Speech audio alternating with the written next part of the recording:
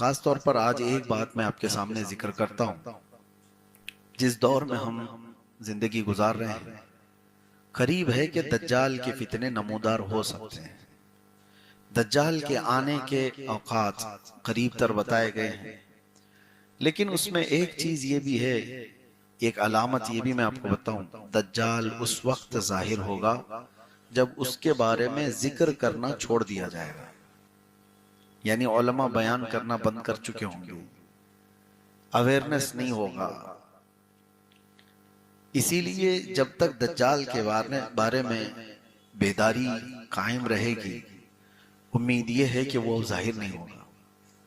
हुजूर पाक सल्लल्लाहु तआला अलैहि वसल्लम के ज़माने में एक सहाबी हज़रत तमीम दारी, वो समंदर के सफ़र पर थे और उनकी कश्ती अचानक टूट गई या फिर रास्ता भटक गई, और वो रास्ता भटक करके किसी एक ऐसे जजीरे पर जाकर लगी जो अनजान था, जजीरा आइलैंड।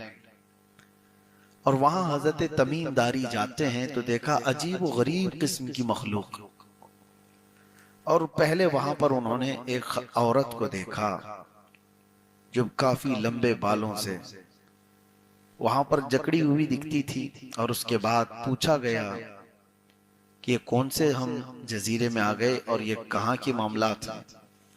तो फिर हजरत तमीम दारी को ले जाया गया अंदर एक जगह पर, एक शख्स के सामने को बड़ी भयानक शक्ल का वहां मौजूद था।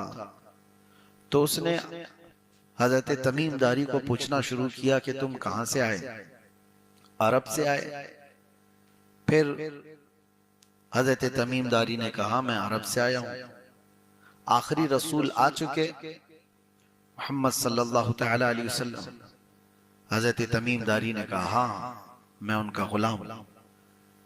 फिर उस शख्स ने निशानियां पूछी।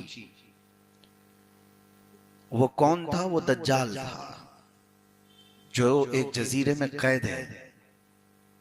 हजरत तमीम दारी से उसने और भी कुछ निशानियां पूछी। ये तवील हदीस है, लंबी हदीस है, मैं आपको शॉर्ट में बता रहा हूं।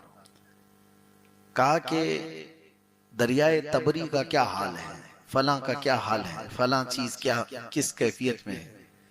तो आपने जब बताया हजरत तमीम दारी ने ये फलां कैफियत में है, ये फलां हालत में है, तो उसने कहा बस अभी और थोड़ा वक्त बाकी है मेरे आने को।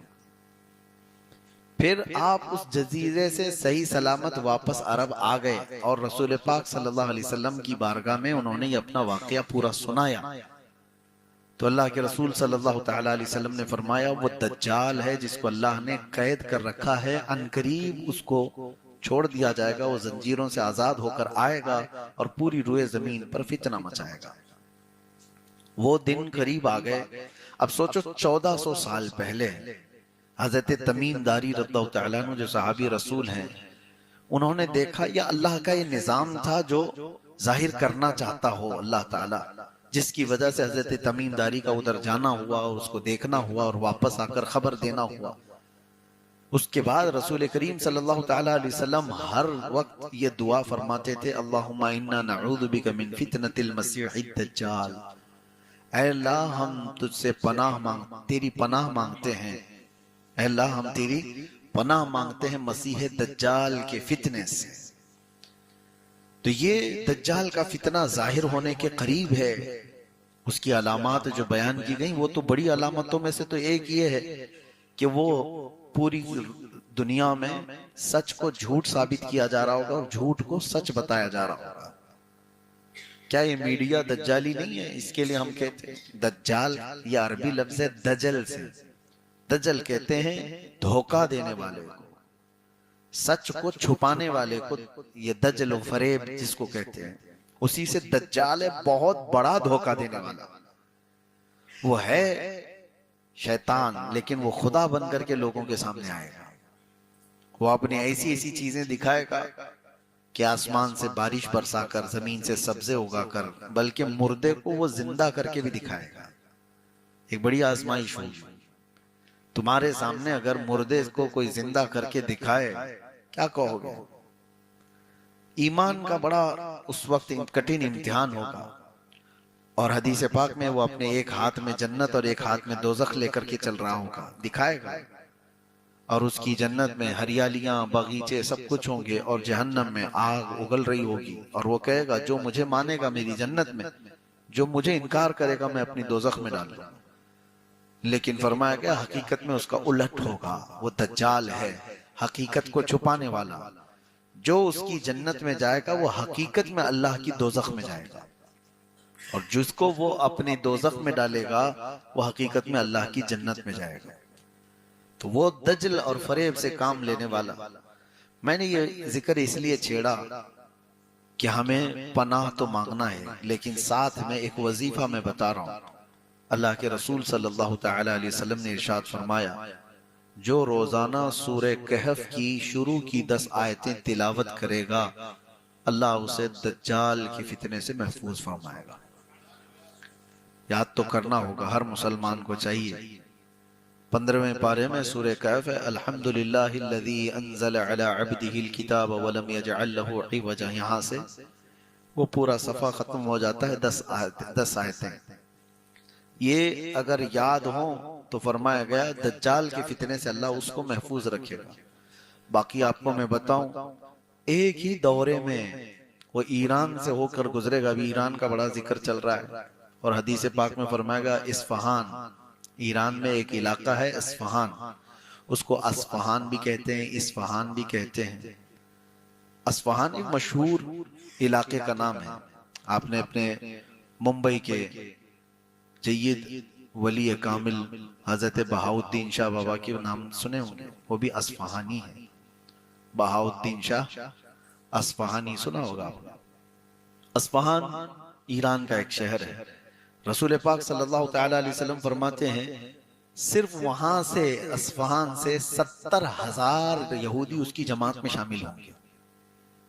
70,000 के करीब लोग उसकी जमात में शामिल होंगे। अब इस हदीस पाक के रोशनी में देखा जाए तो इस्फहान में यहूदी कब होंगे, कैसे होंगे, अब अल्लाह बेहतर जाने, लेकिन इसका जिक्र है तो होंगे। और दज्जाल आएगा तो एक बड़ी जमात। और दूसरी एक और रिवायत है कि उसकी फौज में कसरत से औरतें होंगी, उसकी फौज में कसरत से औरतें होंगी। औरतों को कोई भी बाबा आज ठग लेता है तो दज्जाल क्यों नहीं ठगेगा? हाँ, यहाँ सारे बाबाओं के पास भीड़ अगर किसी की है तो किसकी है? औरतों की है। सारे मसले जो है ना औरतों को ही है, और यही इनकी हरकतें इन्हें दज्जाल के फितने में मुलविस कर देंगी, जो आज ये कर रही हैं औरतें। छोटी छोटी चीजों पर इनको बाबाओं के चक्कर लगाने हैं, इनको अपने मर्द को मुट्ठी में रखना है, शोहर को घर में रखना है, बच्चों को फरमाबरदार बनाना है। सारी चीजें ठीक है, हर चीज बाबा के गंडे और तावीज से नहीं होते। और कितनी औरतें ऐसी हैं जो औलाद के लिए बेटा चाहिए, बेटी चाहिए, और पता नहीं क्या क्या चाहिए, इस सिलसिले में वो बहकती चली गई। कितने तो ऐसे हैं जो हमारे सामने भी आकर के तारीफ करते हैं, फला बाबा बहुत पहुंचे हुए हैं, और इसलिए हम उनके पास जाते हैं। फिर चंद सालों के बाद पता चलता है कि उसने इनको ही पहुंचा दिया। मुआज़िल्लाहि रब्बिल आलमीन। कितने लोगों की इज्जतें लुट गईं, कितने वहां पर बर्बाद हुए हैं। ये छोटी छोटी जगहों पर जब ये बहक जा रहे हैं तो आप सोचो दज्जाल तो रियल करके दिखाएगा। ये तो खाली वादा करके भेजते हैं ना। तुम्हारे 100% बंगाली बाबाओं के वो अखबार में आते भी हैं, ऐड आते हुए देखते होंगे, 100% रिजल्ट है, 110 भी आते हैं। तो यहां तो सिर्फ इनके दावे हैं कि नौकरी पक्की है, तलाक भी पक्की है, मोहब्बत भी पक्की, अदावत भी पक्की, सब इनके पास दावे हैं। लेकिन दज्जाल तो सामने रियल करके दिखा देगा। बाद की बात नहीं, अभी देख लो, बारिश बरस जाएगी, सब्जा उग जाएगा, मरा हुआ आदमी जिंदा खड़ा हो जाएगा, जिंदे को वो मार भी देगा, मौत दे देगा। ये सारी चीजें दजल कहलाती हैं। दजल ये हकीकत नहीं है। अल्लाह तबारक व तआला ने उसको जो चीजें दी हैं वो हकीकत को छुपाएगा इंसानों के सामने। और इसलिए हदीस पाक में बार बार इसके मुतालिक अवेयरनेस पैदा किया गया है कि ऐसे सख्त इम्तिहान में तुम्हें साबित रहना कितना बड़ा कठिन मामला है। और हुजूर ने फरमाया आदम अलैहिस्सलाम से लेकर कयामत तक आने वाले जमाने तक इससे बड़ा कोई फितना रोए जमीन पर नहीं होगा। दज्जाल के फितने से बड़ा फितना, सबसे बड़ा फितना है रोए जमीन का ही, उससे बड़ा फितना। और जिससे रसूलुल्लाह पनाह मांग रहे हो, हुजूर पाक सल्लल्लाहु ताला अलैहि वसल्लम पनाह मांगते हो रोजाना, तो फिर वो कितना खतरनाक फितना होगा।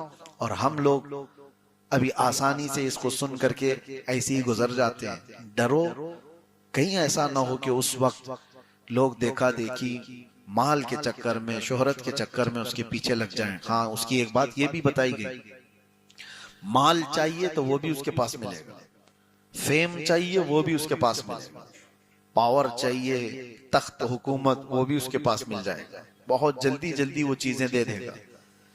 तो इन तमाम चीजों के जो भिखारी हैं वो बहुत जल्दी चले जाएंगे, पैसे के, पावर के, शोहरत के। ये ख्वाहिशात जिसकी हैं वो दज्जाल की फौज में ऑटोमेटिक शामिल हो जाएंगे। और जिनको आखिरत का डर होगा वो बचे रहेंगे, अल्लाह तबारक व तआला का खौफ होगा, वो बचे रहेंगे।